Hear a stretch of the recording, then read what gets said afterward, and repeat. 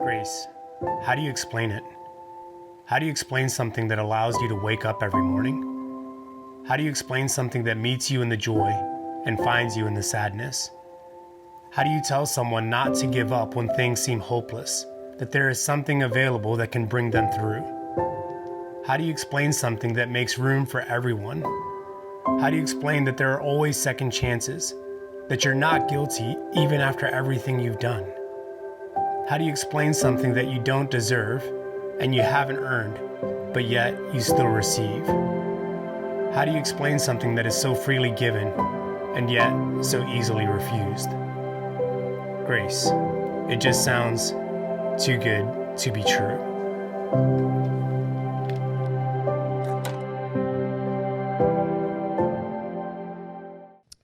Hey, there is a word that we use often, especially in Christian circles, to describe and to kind of capture like the human spirit or kind of the human condition, maybe is a better way of saying it.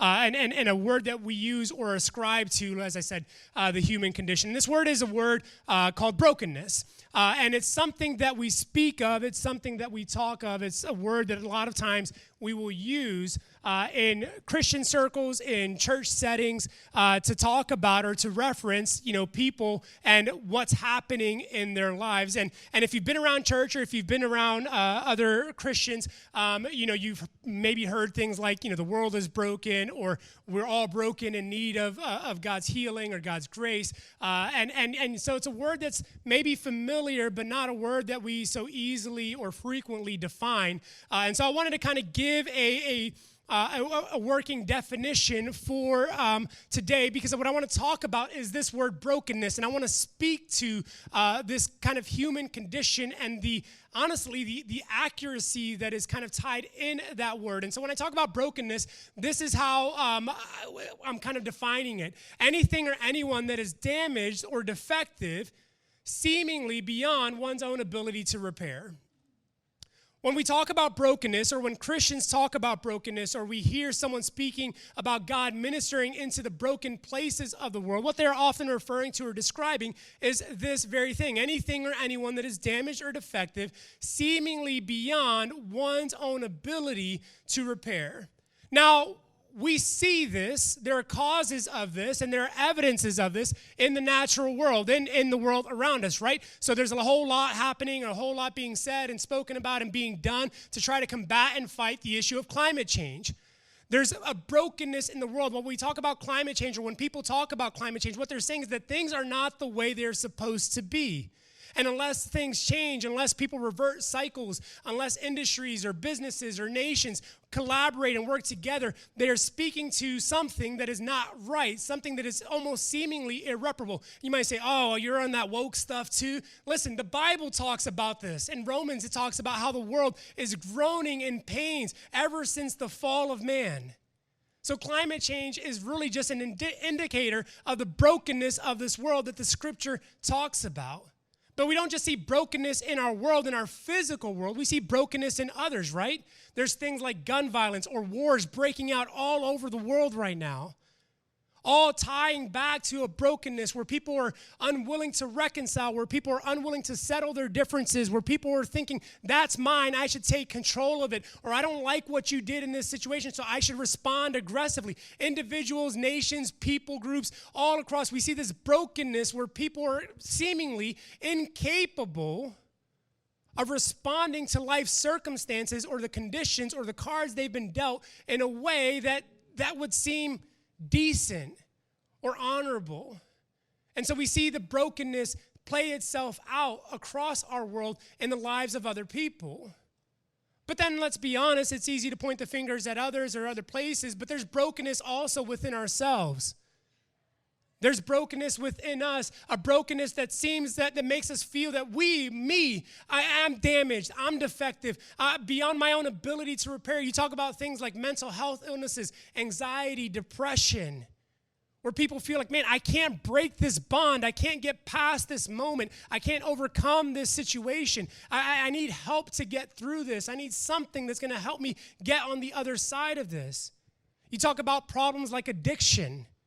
And there's people who are wrestling to just cope with everyday life. And so because they don't feel like they have the ability or the skills or the tools or the support system to cope in a healthy way, they resort and respond to substances and abuse patterns and things that are actually more damaging or negative for them. And so there's this brokenness that we see like in our physical world. There's a brokenness we see in other people. There's a brokenness we experience in our own lives. And all of this brokenness, if we're honest, leads to a level of despair, because there's this sense and this understanding, maybe almost in a kind of powerless form, where you feel like, I can't do anything about this.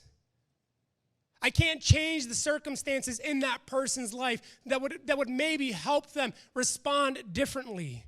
I can't mediate between those two warring people groups and then try to like bring a resolution or reconciliation of some kind where no longer are they at each other's necks killing innocent people.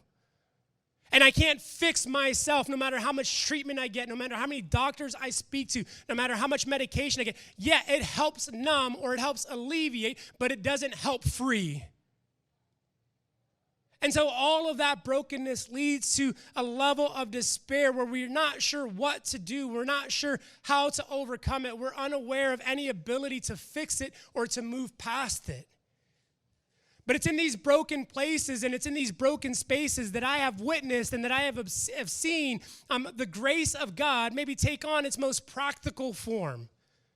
That I've seen God's grace kind of permeate and penetrate places in a way more tangible than we could ever imagine. Because sometimes I feel like, when we talk about grace, sometimes I feel like it kind of seems a bit abstract.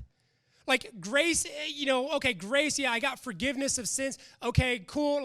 But that's kind of like, it's real, but it's also like kind of out there, not necessarily right here. Like, God has forgiven me, okay, I get that, but my mom hasn't, or my partner hasn't, or my friend hasn't.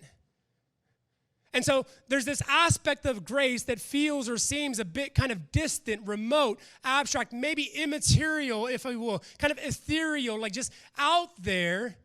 But how does grace actually have like a practical benefit, or what does it actually change, or what does it actually influence, or what does it do in the here and now, in the material places, in these spaces where brokenness exists? And what I'll tell you is that I've seen grace reach into those spaces in the most interesting and significant ways. In fact, I think it's in the brokenness that we have the greatest evidence of God's grace, that we see God move and minister in those places more than maybe we would experience in any other place of our lives or any other place in the world. In fact, I've seen the grace of God provide supernatural, I'm not kidding you, supernatural peace to a set of parents when they found out that their 15-year-old son died tragically and unexpectedly. And yet it was the grace of God that taught them or that ministered to them. And they said, listen, I'm not kidding you.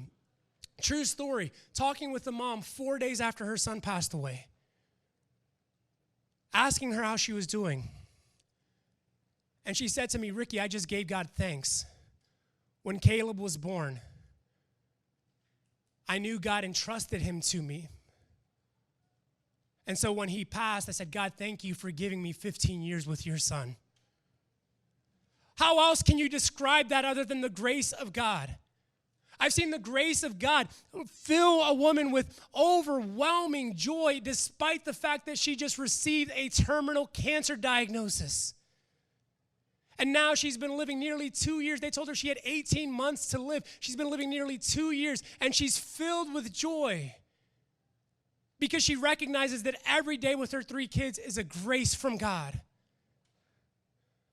I've seen the grace of God minister into a girl's body who survived. A former student of mine who's now a young adult in her 20s, married, suffered a ridiculous car accident, hit by a drunk driver, an accident in which she should have lost her life, at the very least experienced some sort of, become like a paraplegic or something, and she survived, and less than 2 years later, she's in a full recovery, living her life.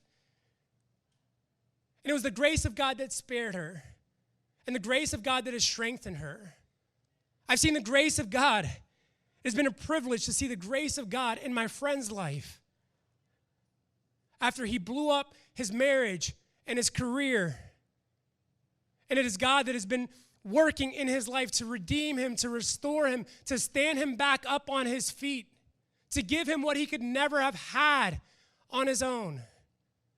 I've seen the grace of God in these moments, in these spaces. Those are all true stories, real people I can name and I can take you to and say, this is how God is ministering. This is how the grace of God is working in a broken place in this world. But I've not just seen it in others. I've experienced it in my own life. It was the grace of God that showed up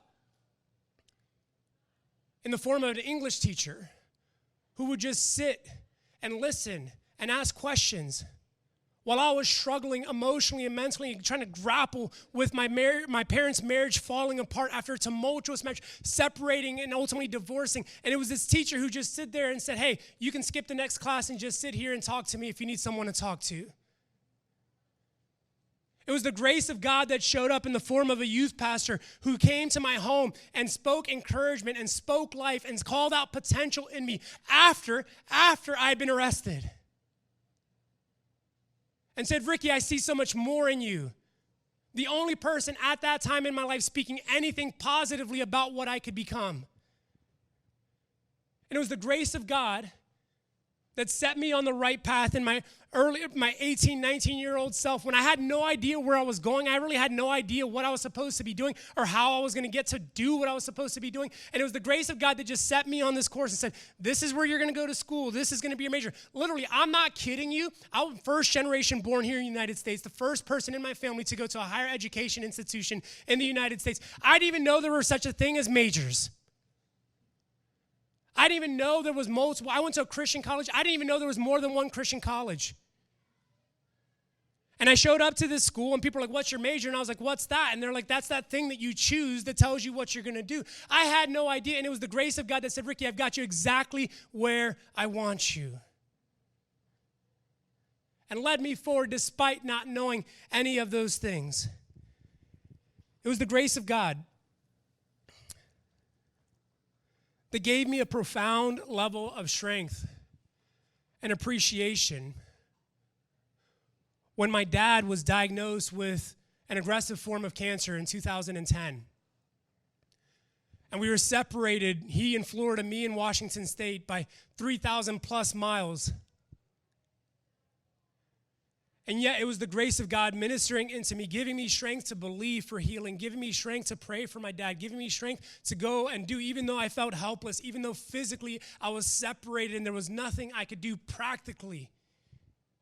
And yet it was the grace of God ministering into me and empowering me to help me get through those dark days. It was the grace of God that carried me when I had to preach that 15-year-old boy's funeral in front of 1,000 people. And as a 25-year-old man, somehow I had to provide words of hope and inspiration and comfort at a time that didn't make any sense. And yet it was God's grace that allowed me to speak and to minister and to move. And it was the grace of God that found me when I blew up my own life and blew up my own marriage and thought the best option was suicide so that I could no longer hurt anybody that I love and cause damage to people that cared about me. And it was the grace of God that found me in that place and said, Ricky, there's still second chances. And it was the grace of God that ministered into my heart when my dad died unexpectedly. And I had no words. And I had no idea what to say or how to get through. And it was the grace of God that just comforted. If there's anything I know about the grace of God in broken places. And I know about the grace of God ministering into these spaces. You see, I know what it's like to be and to feel broken. I know what it's like to feel like you have no hope, that you're beyond repair, that there's nothing you can do to carry yourself forward, that there's nothing you can do to move yourself forward, that there seemingly is no hope or no solution to your dilemma or your situation. And I also know what it's like to find the grace of God in those places, to experience it, to be ministered by the grace of God, to be empowered by the grace of God, to be strengthened by the grace of God. I know what it's like to walk forward because of the grace of God, and I'm thankful that the grace of God has met me in those broken places, has ministered in those spaces, and continues to be a part of my evolution and my development as a follower of Jesus, as someone who is walking toward Jesus, moving towards that victory and saying, God, I need your grace day by day in this broken place, in this messed up space, in this unfixed space, in this dilemma space. God, I need your grace here, and God has been faithful to respond. I will give you my grace there. I've learned a thing or two about the grace of God. I've experienced a thing or two about the grace of God. It has been his grace that has met me in my lowest moments and has comforted me in my darkest of days. And today what I want to do is I want to offer maybe some of the insight or some of the things that I've learned about God's grace in those places, in those spaces. And so if you feel like maybe my life is broken, your life is broken, like I'm in this broken place, then today this message is for you. And if today you feel like, man, my life is good, I feel whole, I feel healthy, I feel okay, that's okay. There's no shame in that. But I want to encourage you, this message is for a future you. Because inevitably, the brokenness of our world, the brokenness of others, and our own brokenness will come in when we least expect it. Will upend and uproot the stability that we've sometimes take for granted. And so what I want to encourage you with today is, regardless of where you're at on this spectrum, this word is for you. And I don't want you to walk away, one, not knowing what I'm about to share, or two, falsely assuming that it's for someone else.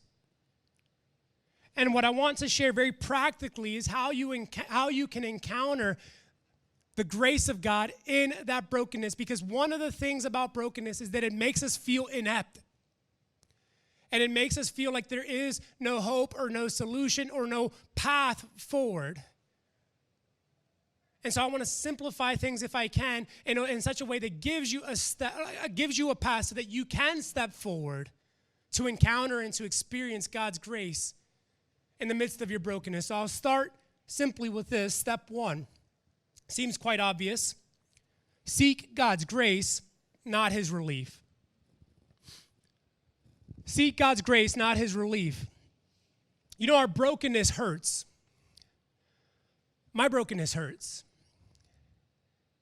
And because it hurts, what I find myself craving and what I know so many others long for is just simply relief.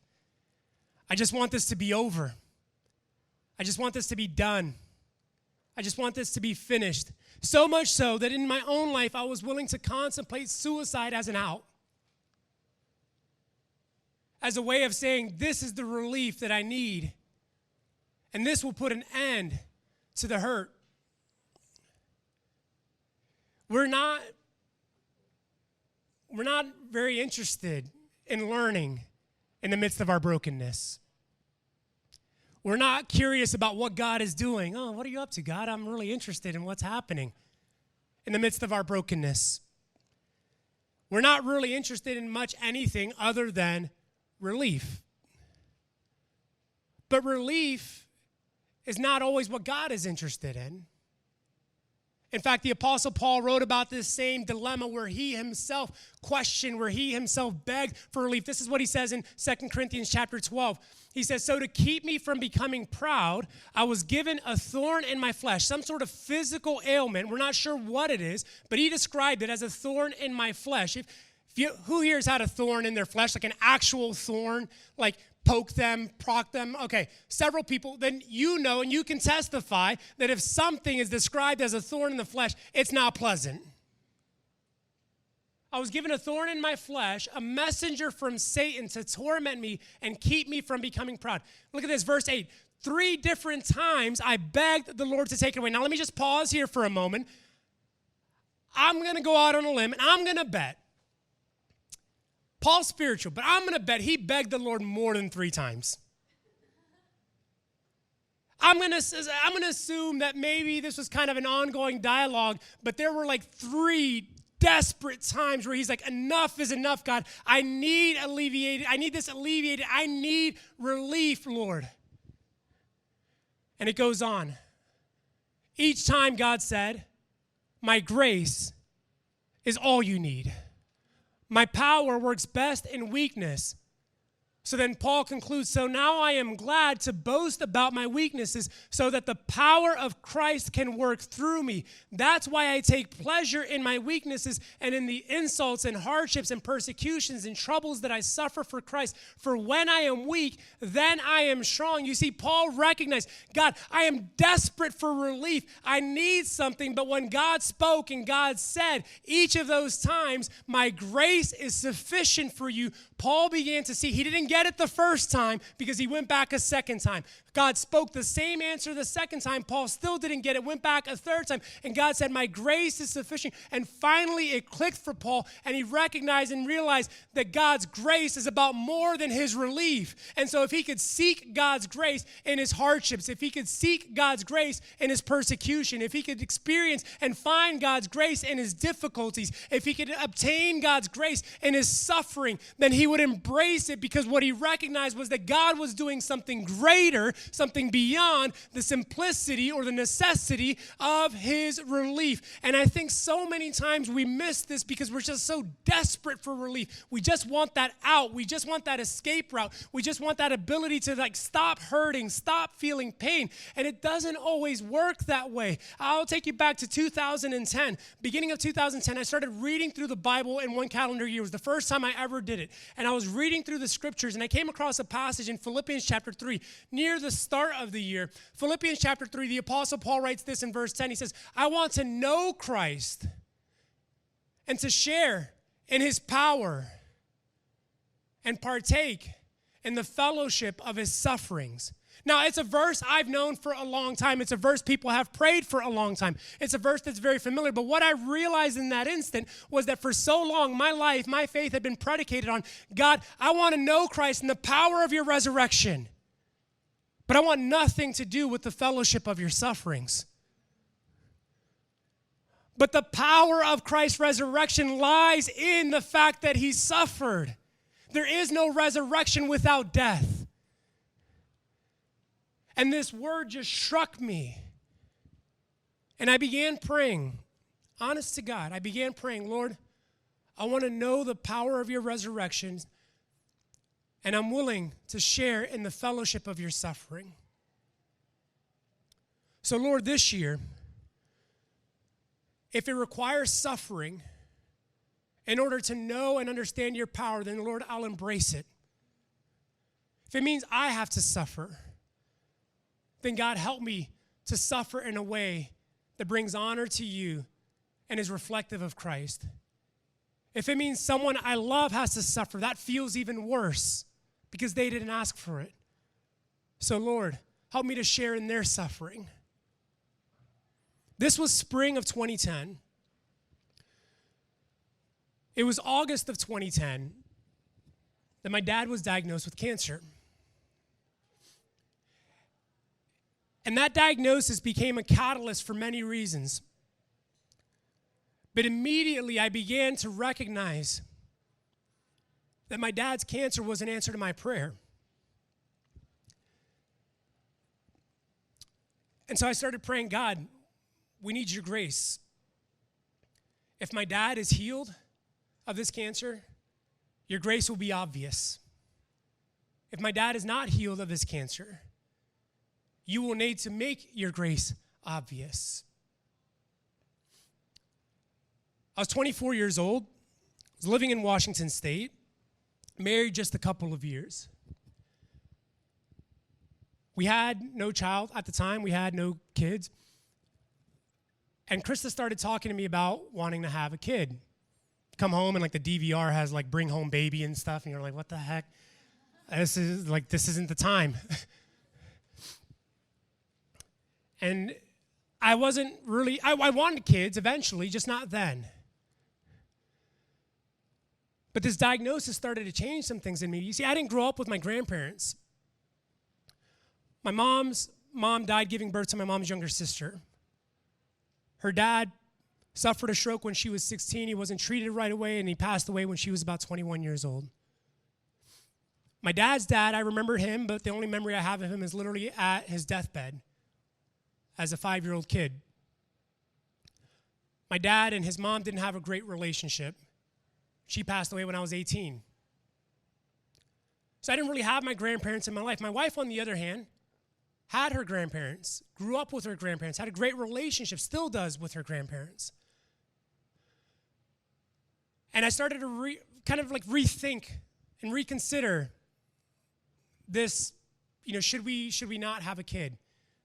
And there's no promises, of course. Cancer is cancer, and there's no guarantee that just because you want to have a kid that your parent will be healed of cancer and they'll know your kid. So we decided to try to have a child because I didn't want to withhold something that I didn't get to experience. And we were successful. Krista got pregnant immediately. Far more immediately than I expected. It's another story for another night, but I drank a whole bottle of wine out of the bottle that night. I was not ready. When we found out she was pregnant, we had a boy name and we had a girl name. We were unsure of what the gender was going to be, but we decided this is the boy name, this is the girl name. A few months later, my dad finishes his last round of chemo and radiation treatment. The next day, we find out the gender of this baby. Find out it's a girl. And I was really wanting a boy. And then a friend told me that night, he's like, shut up, man. You're going to love this kid. And I'm like, you're right. I'm happy it's a girl. We had the girl name picked out. Next day, I'm at the office after we find out it's a girl. One of my coworkers asked me, do you have a name? I said, yeah, her name is going to be Gia. And she's like, oh, that's a beautiful name. What does that mean? And it hit me. Because the name Gia means God is gracious. And I realized in this moment, regardless of the outcome of my dad, that God was pouring his grace into a situation by way of a child, by way of new life, in a way that far exceeded or surpassed anything I could recognize. There was no clarity or certainty as to whether or not my dad would be healed or whether or not the treatments were going to have like the full effect or the full measure of what we hoped for. But there was evidence of grace. And what I learned and what I realized was that I needed God's grace more than I needed his relief. And I think if we can just kind of take hold of this, if we can recognize that I need to seek God's grace in the midst of my brokenness more than I need to seek his relief. He can relieve, he can alleviate, he can free, he can heal, he can provide, he can bless. But more than that, what you need is his grace. And what you'll find is that regardless of the outcome, as he spoke to the Apostle Paul, you'll have all that you need. It will be sufficient for you too. So start by seeking his grace. Here's step 2. Offer what you have, not what you don't have. I don't want to speak ill of you, and I don't want to talk trash about you, certainly not behind your back, so I'll do it to your face. Most of us operate with a scarcity mentality.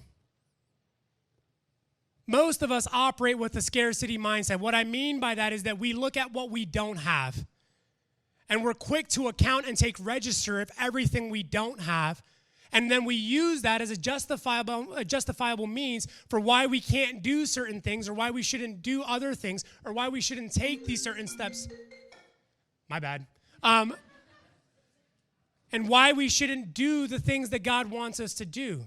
Well, I don't have that skill set. I don't have the ability to speak like he does. I don't have the ability to lead like she can. I don't have the resources to give like that person can give. I don't have the knowledge or the expertise to offer opinions or wisdom into that circumstance. And so I can't do, I will not, or I can't hold on to anything.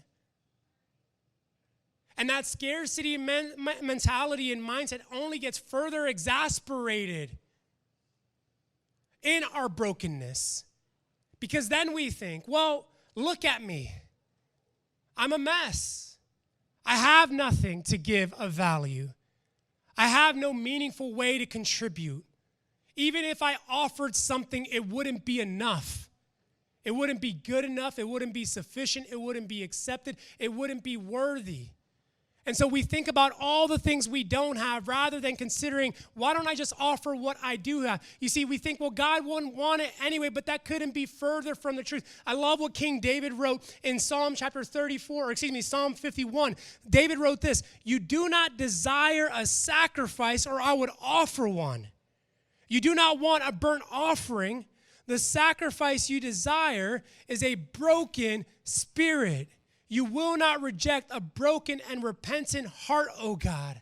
You see, King David recognized and understood, God, I've got nothing to give you. I'm a mess. My life is broken. My life is in shambles. I've done things that I regret. I've set people up. I've committed murder. I've got a lady pregnant who wasn't my wife and was married to someone else. I've lost that pregnancy because of my sin. God, I've got nothing available to offer you, nothing worthy of a God, nothing righteous in me. But God, you do not want a burnt sacrifice. You do not want an offering. What you desire is my broken spirit. What I have is what you actually want. The one thing I can give you is the one thing you actually are ready to receive more than anything else. And I think sometimes we just kind of get this twisted where we think we've got to be good enough for God. We got to have everything together for God. We need God desires our perfection or our wholeness. And God, instead of saying, just bring your brokenness, give me what you have, let go of what you don't have, forget about those things, and bring me what you do have. I'll take hold of those things. I can do something with that. In fact, Ricky, that's all I want from you is that broken spirit. So will you give it to me? And there comes this moment where you have to decide, am I going to be governed by this scarcity mindset? And I think, well, I don't have anything. All I have is this broken spirit, so let me just hold on to it because I don't want to let go of it. Or you say, God, here are all the pieces. I can't do anything with this, but maybe you can. I can't make something of this, but maybe you will.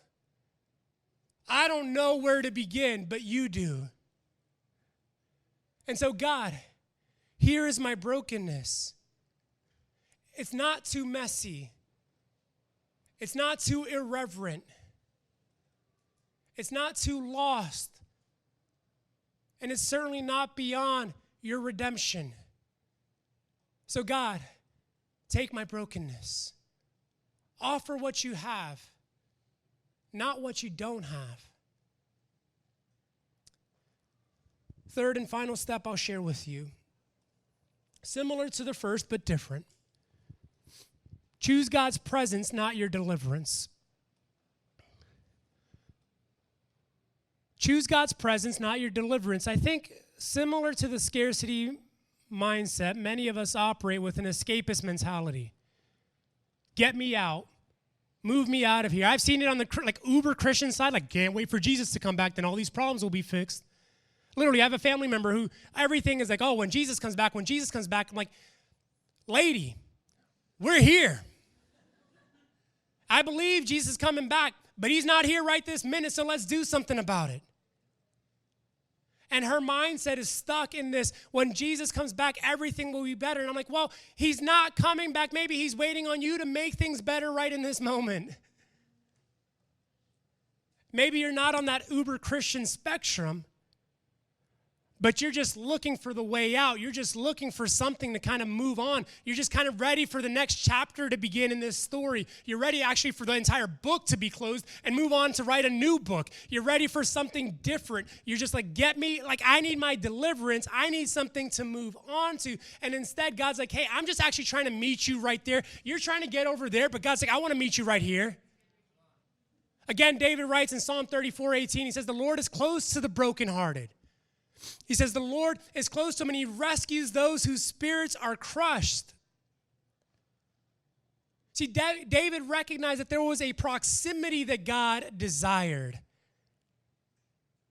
God wants to meet you in that place of brokenness, not simply take you out of that brokenness. He wants to find you there. He wants to minister to you there. But here's the thing about God. He won't force himself on you. It sounds funny to kind of say it this way or to think of it this way, but God is the utmost gentleman. He does not force himself upon anyone or anything. He waits until he's welcomed. He waits until he's invited. And he won't step into a matter if you're not interested in him being there. I've mentioned, we have a daughter, Gia. And that happened extraordinarily fast. But we always longed for more than one child. Our daughter is now 12. She'll be 13 later this year. But for whatever reason, we've not been able to have another child or experience another healthy pregnancy. In the 12 years since she's been alive, Krista's managed to get pregnant 2 other times, both times resulting in a loss of pregnancy. One, an ectopic pregnancy in which we terminated the pregnancy, another, a miscarriage. And we've been diagnosed with secondary infertility. It's kind of just this mysterious thing where some couples or some people are able to experience the gift of having a child, and then almost seemingly out of nowhere, everything shuts. We've run through a battery of tests and assortment of things that we've gone through to try to figure out if there's a solution or a way to go about this. And from a clinical standpoint, there's no reason we shouldn't be able to have a child. The second child, or the second pregnancy that we lost, so the third pregnancy total, was quite devastating. We'd been meeting with a fertility doctor for several months, and we're preparing to begin a journey toward treatment and some things. And it was at the end of 2019, moving into the start of 2020. Several months in, nothing, really to show, nothing, really significant happening. Then COVID hits, shuts down everything. And so our fertility journey is seemingly just kind of put on pause. In fact, that doctor was quite hopeful and optimistic at the same time, certainly with the assistance of treatment and things, but also kind of recognized that naturally this is, just a statistical anomaly and just kind of a conundrum of sorts. Kind of ventured into COVID, and within a few weeks, Krista's not feeling like herself and decides that she's going to take a pregnancy test. She took one and came back positive. She didn't believe it, so she took another, came back positive. She still didn't believe it, so she took 16 more. I'm not kidding, 18 pregnancy tests, all positive. It was a miracle. It was a miracle. And we were celebrating and rejoicing God, you did this. You didn't need the help of doctors. You didn't need the help of treatment. You didn't need anything else. This was all you, God. We were ecstatic. And we decided, because it was the spring, that what we were going to do, our parents and our families have been involved in this journey and some friends. And so, we were going to wait to tell our moms until Mother's Day, like to celebrate with them. We managed that week to kind of escape the city, head down to our friends in Raleigh, North Carolina. And we were there hanging out with them, and on Mother's Day morning, we're worshiping church online. But something wasn't right. And it was enough of a concern where we needed to go to the doctor, where we needed to go. So we went to the emergency room, and on the evening of Mother's Day 2020, we miscarried. And when I tell you it wrecked me, it wrecked me. It wrecked me. I was angry. Man, I was hurt. I was mad.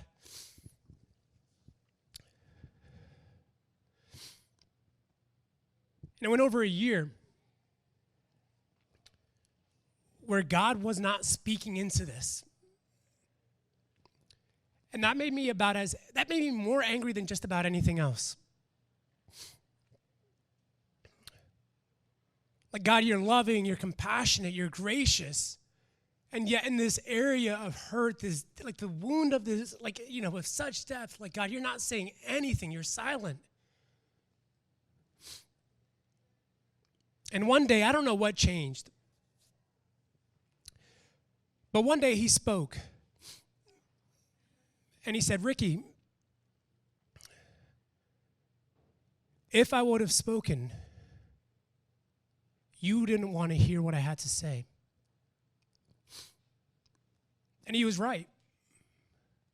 I'd held on to this anger and this bitterness and this resentment that had God spoken into that, I wouldn't have accepted it. Kind of like, when someone is like, I kind of likened it this way. Like, imagine for a moment, someone's like, hey, I want you to go in on this investment with me. Put in $1,000, put in $5,000, put in some money. Let's go in on this investment, and it's going to multiply. You're going to see a return on this thing. It's going to be incredible. It's going to set you up. It's going to be everything you ever wanted. And so you're like, okay, I trust you. I'm willing to go on this journey with you. And so you put in, you sow in whatever it is, whatever the amount is, right?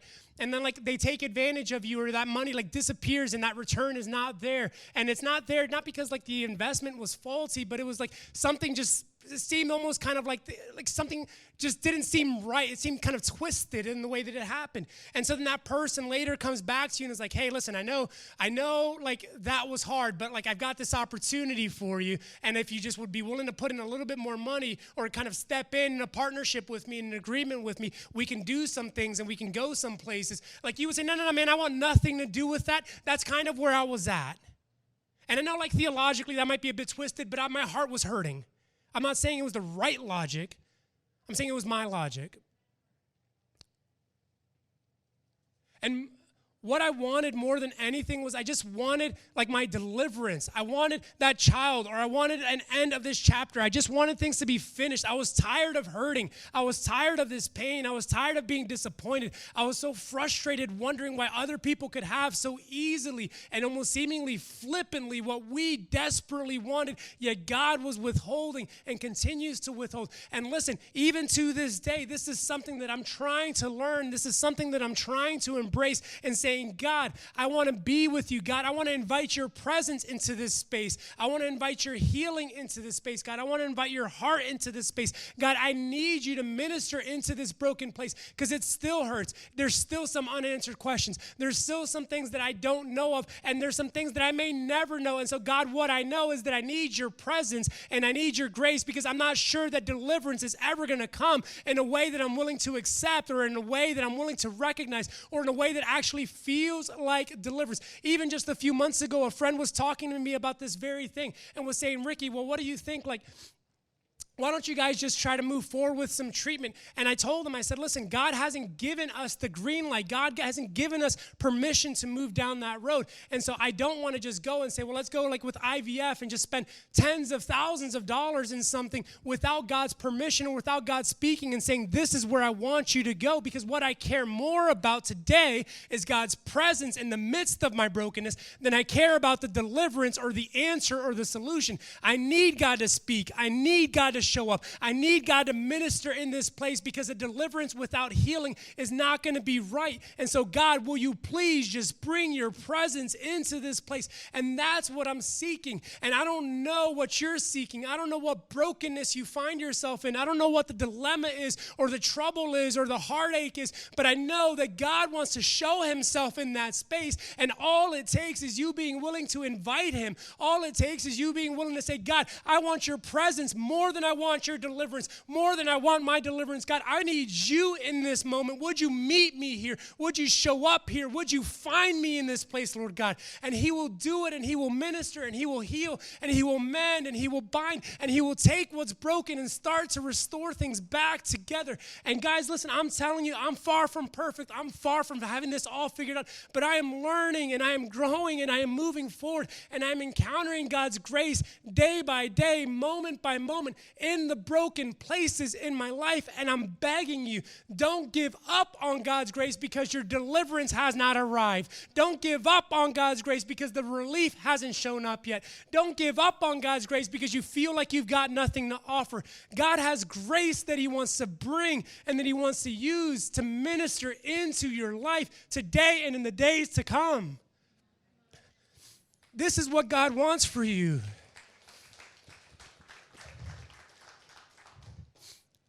Our brokenness can so often make us feel like so lowly and undeserved. And it's hard to imagine, like, what good could come out of this? What good could come from this? And sometimes, it's a fair question I ask myself, God, why, do you allow this? And I've been asked by others, well, I get that, Ricky, the grace and the brokenness, but why does God allow this? And it reminds me of a, not really ancient, about 500 years old, Japanese art form called kintsugi. And kintsugi is the art of repairing broken pieces of pottery and reassembling these things using like a special type of lacquer that is oftentimes laced with gold or platinum or silver or some sort of fine metal. And the artist takes all of these broken pieces of pottery, a bowl, a glass, a dish, a vase, and he like intentionally and deliberately like reassembles these pieces using this lacquer that is, like I said, laced with gold or laced with fine metal, with precious metal. Repairing this piece of dinnerware to a new state, to a new condition. And it becomes, in many ways, a new work of art that is far more valuable, far more distinct, and far more unique than the original piece ever was. And this work of art becomes far more valuable. In fact, just kind of a common piece of kintsugi today, if you go out and purchase it, you'd find a bowl for $100. If it's done by a well-known artist or someone who does the traditional method of the art, you're talking thousands, upwards of thousands of dollars for a serving dish or a vase. Yeah. And it's hard to kind of fathom or think of what this is or what this looks like and what it could mean without actually seeing. So I have a photo that I want you to see. And I bring this up because what I realize is that God's grace is a form of kintsugi. Taking your broken pieces, assembling them back together, using precious material to restore and revitalize something that could have been easily rejected or abandoned. Assembling every broken area of your life to create, no, to recreate you, to make you far more valuable, far more distinct, far more unique, so that when others, just as you are with this piece of clay, standing and admiring, So that when others look at your life, they see God's grace laced every which way, all throughout who you are, where you've been, what you've done, what's been done to you. And in the same way, God is taking my brokenness, your brokenness, and making a work of art. And it shouldn't surprise us. Because the Apostle Paul wrote in Ephesians 2, you won't see this on the screen, but Ephesians 2, he says, you are saved by grace. And not of yourselves, it's a gift from God so that nobody can boast. But verse 10, Paul writes, he says, for we are God's masterpiece. He's a master artist, reassembling the broken pieces, recreating us into something far more glorious, dare I say, something far more eternal. And my hope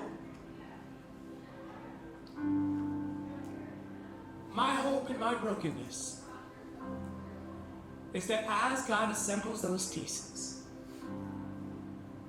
it stands and it shines for the world to see. Not to see how strong I am, but to see how good and how gracious God is.